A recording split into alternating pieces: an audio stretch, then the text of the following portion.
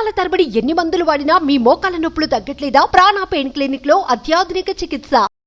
నమస్తే రామ్ సార్. నమస్తే అండి. ట్రస్ట్ జీవితాలు ఈ ఒక్క పదం మీద నడుస్తూ ఉంటుంటాయి సార్.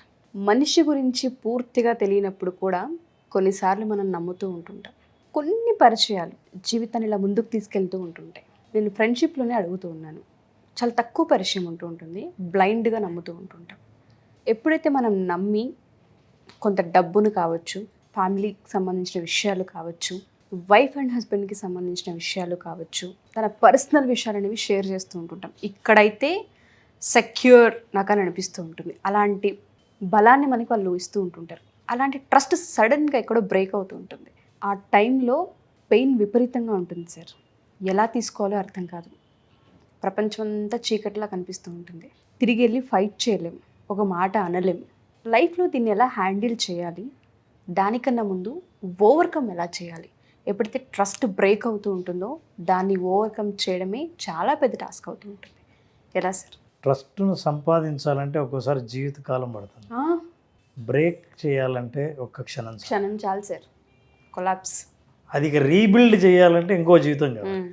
యాక్చువల్ ట్రస్ట్ అనేది మనిషికి సర్వైవల్ నీడ్. అది మీరు నన్ను నమ్మితే నా జీవితం యొక్క ఆనందం కానీ, నా జీవితంలో నేను జీవించే పరిసరాలు పరిస్థితులన్నీ ఇతరులు నన్ను నమ్మడం బట్టే ఉంటుంది.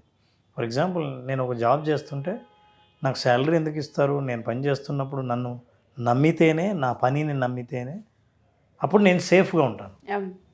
ఎక్కడైనా సరే నేను ఎప్పుడు ట్రస్ట్ బిల్డ్ చేస్తానో అప్పుడు సేఫ్టీ ఫీల్ అవుతాను. ఎప్పుడు బ్రేక్ చేస్తానో అన్సేఫ్ ఫీల్ అవుతాను. అభద్రతా భావం కలుగుతుంది, భయం కలుగుతుంది, ఆందోళన కలుగుతుంది, స్ట్రెస్ పెరుగుతుంది, ఒత్తిడి పెరుగుతుంది. అంటే ఎవరిని నమ్మలేం అన్నప్పుడు ఎట్లుంటుంది? ఒత్తిడి ఇబ్బందికరంగా ఉంటుంది సార్. ఉక్కిరిబిక్కిరి అయిపోతాం. అయితే జనరల్గా ట్రస్ట్ బిల్డ్ అయ్యేది ఒక 3 ఫ్యాక్టర్స్ మీద బిల్డ్ అవుతుంది. ఇవి ఏబిసి ఫ్యాక్టర్స్ అంటారు. ఏ అంటే ఎబిలిటీ, అంటే మనిషి సామర్థ్యాన్ని చూసి నమ్ముతాము. మనం బండి మెకానిక్ దగ్గర తీసుకెళ్తే 5 నిమిషాల్లో టప్పును రిపేర్ చేశారా, వీడిని నమ్ముతాం. ఒక మొబైల్ ఫోన్ రిపేర్ చేయాలి, ఏదైనా సరే ఒకరి సామర్థ్యాన్ని చూసి మనం వాళ్ళని సామర్థ్యాన్ని నమ్ముతాం. నమ్మకం ఏర్పడుతుంది తక్కువ టైంలోనే. అది ఏ. B is believable. మీరు ఏదో పర్సనల్ విషయాల్ని అవతల వాళ్ళకి చెప్తే వాళ్ళు ఎవరికి చెప్పరు, వాళ్ళతోనే ఉంచుకుంటారు, మీతోనే చర్చిస్తారు అనే నమ్మకం కలిగినప్పుడు వాళ్ళ మీద విశ్వాసం పెరుగుతుంది. అంటే వాళ్ళని బిలీవ్ చేస్తాం. సో బిలీవబిలిటీ అనేది రెండవది. అంటే మనం ఎప్పుడు ట్రస్ట్ బిల్డ్ చేస్తాం, పర్వాలేదు ఇక వీళ్ళు ఉంటే నాకే భయం లేదు అని అనుకోవాలంటే బి ఫ్యాక్టర్ బిలీవబుల్. ఏదైనా నాట్ ఓన్లీ ఇన్ఫర్మేషన్, వాళ్ళని బిలీవ్ చేయాలని అంటే వాళ్ళు అర్థం చేసుకుంటారు అనేది believable. Exactly. C is connected. వాళ్ళు దే ఆర్ కనెక్టెడ్. మీ గురించి బాగా తెలుసు, మీ బలాలు ఏంటో తెలుసు, బలహీనతలు ఎంతో తెలుసు. అయినా వాళ్ళు మిమ్మల్ని మీరుగా యాక్సెప్ట్ చేసి మీతో మాట్లాడతారు, మిమ్మల్ని జడ్జి చేయరు. So you are connected with them. ఈ మూడింటిని బట్టి మనం ట్రస్ట్ బిల్డ్ చేసుకుంటాం. మనలో కూడా ఎబిలిటీ కానీ, బిలీవబిలిటీ కానీ, లేదా కనెక్టెడ్నెస్ కానీ, ఈ 3 ఉంటేనే అవతల వాళ్ళు నమ్ముతారు. మీరు అన్నారే ట్రస్ట్ బ్రేక్ చేయడం అని. ఆ ట్రస్ట్ బ్రేక్ అయినప్పుడు ఈ 3 ఏదో బ్రేక్ అయింది. రోజు బాగా రిపేర్ చేసేవాడు ఒకరోజు మొత్తం చెడగొట్టాడు. నేను పొరపాటున అప్పుడు చేశాడా, నేను నిజంగా ఇతను చాలా మంచి మెకానిక్ అనుకున్నానే, బాగా రిపేర్ చేస్తారని అనుకున్నానే అన్నప్పుడు వెంటనే అక్కడ డౌట్ వస్తుంది. ఏది మొత్తానికే చెడిపోయింది. ఈ ఇన్ఫర్మేషన్ మీకు ఎట్లా తెలుసండి? అవును, ఇది ఎవరికి తెలియదే, మీకు ఎలా తెలిసింది అంటే పలానా వ్యక్తి చెప్పాడు. అవునా, నేను అతను ఒక్కడికే చెప్పాను, ఎవరికి చెప్పొద్దని చెప్పాను, మీకు చెప్పారా? Believability break. కనెక్టెడ్నెస్. మీతో బాగా ఉంటారు, ఫంక్షన్కి వెళ్తున్నారు, ఉండండి నేను వస్తాను అన్నారు, మీకు చెప్పకుండా వేరే వాళ్ళతో వెళ్ళిపోయారు. Connection cut. ఇవి చిన్న చిన్న సాధారణంగా ఎవ్రీడే మనం ఎదుర్కొనే విషయాలు. సో ఇక్కడ ట్రస్ట్ బ్రేక్ అవుతుంది.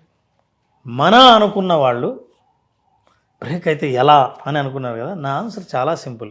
మన అనుకుంటే చాలా పెయిన్ కదా, ఇంకా బ్రేక్ చేసిన తర్వాత మన ఏముంది? మన లేదు కాబట్టి పెయిన్ లేదు.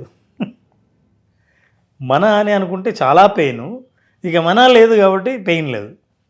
ఇది ఒక థాట్. కానీ ఒక చిన్న బ్రేక్ చేస్తూనే మనం వెంటనే మన కాదు అని కూడా అనుకోలేము మనం. సో ఇందులో మనం ఎట్లా దీన్ని డీల్ చేయాలి? Number 1, listen to them.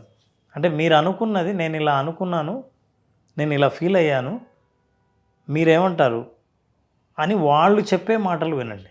ఏ పరిస్థితుల్లో వాళ్ళు బ్రేక్ చేయాల్సి వచ్చింది, అసలు వాళ్ళ దృష్టిలో అది బ్రేక్ కాదా, వాళ్ళు ఏమనుకుంటున్నారని వాళ్ళ మాటలు నాన్ జడ్జిమెంటల్గా వినండి. ఎందుకంటే ఇంతకాలం మీరు నమ్మారు, వాళ్ళ ట్రస్ట్ యొక్క ప్రయోజనాన్ని పొందారు, మన అని అనుకున్నారు. ఈ ఒక్కసారి మీరు తెంపేస్తే స్వార్థం తెంపిన వాళ్ళది అవుతుంది తప్ప అవతల వాళ్ళది కాకపోవచ్చు. అయితే పూర్తిగా అర్థం చేసుకుందాం. Number 1, understand what they mean. Second thing, సరే నేనే పొరపాటు పడ్డాను, వీళ్ళని క్షమించేద్దాం అని అనుకోవడానికి మీకు మళ్ళీ ఇది లేదు నా పొరపాటే అని మీకు అనిపిస్తోందా, లేదా వీళ్ళతో ఖచ్చితంగా కనెక్షన్ కానీ రిలేషన్షిప్ కానీ కంటిన్యూ చేయాలని మీకు అనిపిస్తోందా? అది ఇంపార్టెంట్. మీ గట్ ఫీలింగ్ ఏం చెప్తోంది? పోన్లే పొరపాటు ఒకటి, లేదా మీరే పొరపాటు చేశారు, నేను అపార్థం చేసుకున్నాను, మనం కంటిన్యూ చేద్దాం అని అనిపిస్తోందా లేదా అన్నది రెండో విషయం ఆలోచించండి.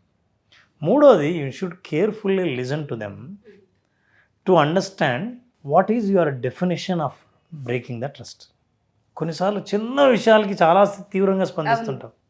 మన స్పందనే తీవ్రంగా ఉందా, వాళ్ళది చాలా అట్లా కాదని నేను ఇట్లా చూశాను మీరు కనిపించలేదు, నాకంటే ముందు వెళ్ళిపోయారేమో నేను వెళ్ళిపోయాను అని. అదేంటండి నేను అక్కడే ఉన్నాను మీరు వెళ్ళిపోయారంటే మీరు అక్కడే ఉన్న విషయం వాళ్ళు చూసి ఉండకపోయి ఉండొచ్చు. సో దీన్ని అంత తీవ్రంగా పరిగణించాల్సిన అవసరం లేదు. అండ్ ది లాస్ట్, నిజంగా మీకు చాలా అవసరం, మీరు ఇన్నాళ్ళు ట్రస్ట్ చేసే మీ రిలేషన్షిప్ కొనసాగింది, ఈ ట్రస్ట్ వల్లే మీ ఇద్దరు చాలా బాగున్నారు, ఇప్పుడు బ్రేక్ చేసింది, నా గుండె పగిలింది, ఫర్గివ్ దెమ్. ఎందుకంటే అంత మనవాళ్ళు అయినప్పుడు ఫర్గివ్ చేసినప్పుడు మీ ట్రస్ట్ వాల్యూ ఏంటో తెలుస్తుంది. మీరు ట్రస్ట్ చేశారు కాబట్టే కదా ఫర్గివ్ చేస్తున్నారు. ఎవరో రోడ్డు మీద పోయేవాడిని ఫర్గివ్ చేయక్కర్లేదు, వాళ్ళని గట్టిగా తిడతాము, వాళ్ళని నమ్మం, మళ్ళీ వాళ్ళతో మాట్లాడాల్సిన అవసరం లేదు. మనంత దగ్గర వాళ్ళు బ్రేక్ చేసినప్పుడు ఒక్క ఫర్గివ్ చేస్తాము. ఈ ఫర్గివ్నెస్ వాళ్ళకి పశ్చాత్తాపంలో పనిచేస్తుంది. నిజంగా వాళ్ళు బ్రేక్ చేసి ఉంటే వెనక్కి వచ్చి సారీ నేను తప్పు చేశాను, అయినా మీరు నన్ను ఫర్గివ్ చేశారు అనే పశ్చాత్తాపంలో మళ్ళీ ఫ్యూచర్లో ఆ తప్పు చేయకూడదన్న భావన వాళ్ళలో కలిగించిన వాళ్ళు అవుతారు. సో ట్రస్ట్ బ్రేక్ చేసినా సరే మనం స్ట్రాంగ్ ఉంటామని మర్చిపోకండి. ఎగ్జాక్ట్లీ. ఒక మనిషి ట్రస్ట్ బ్రేక్ చేస్తానే మన జీవితం బ్రేక్ అవ్వాల్సిన అవసరం లేదు. మనం మళ్ళీ రీబిల్డ్ చేసుకోగలం. ట్రస్ట్ అనేది మనం డెవలప్ చేసుకున్నదే కాబట్టి వద్దని వాళ్ళ అవతల వాళ్ళు అనుకుంటే మనం ఎట్లా బిల్డ్ చేసుకోవాలి, వద్దనుకున్నా ఎలా జీవించాలి అనేది మనం నేర్చుకుంటాం. Exactly. So you become more stronger. True. So ఈ రకంగా life situation you can handle it. Trust అనేది చాలా పెద్ద వర్డ్ సార్. మీరు అన్నట్టుగానే ఫర్గివ్ చేయాలా లేదా అనేది కొన్ని సిచ్యుయేషన్స్ని బట్టి, రిపీటెడ్గా జరిగిన సందర్భాలని బట్టి డిపెండ్ అయి ఉంటుంది.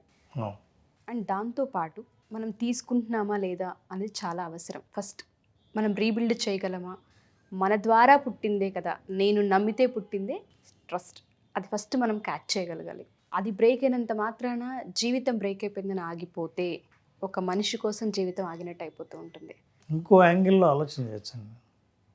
నేను నమ్మాను, నన్ను బ్రేక్ చేశారు, వీళ్ళు ట్రస్ట్ బ్రేక్ చేశారు అనుకోకుండా నా మీద నమ్మకం నాకు బాగా ఉంది, నేను ఈ నిర్ణయం తీసుకున్నానంటే వీళ్ళని ట్రస్ట్ చేయాలని, అది తప్పు కాదు కాబట్టి ఒకవేళ తప్పు చేసినా నేను రైట్ చేస్తా అనే దృఢ విశ్వాసం మనం కనుక డెవలప్ చేసుకుంటే, ఆత్మవిశ్వాసం డెవలప్ చేసుకుంటే ఏది బ్రేక్ అయినా ఏది అటాచ్ అయినా పెద్ద డిఫరెన్స్ అయిన లైఫ్లో పడదు.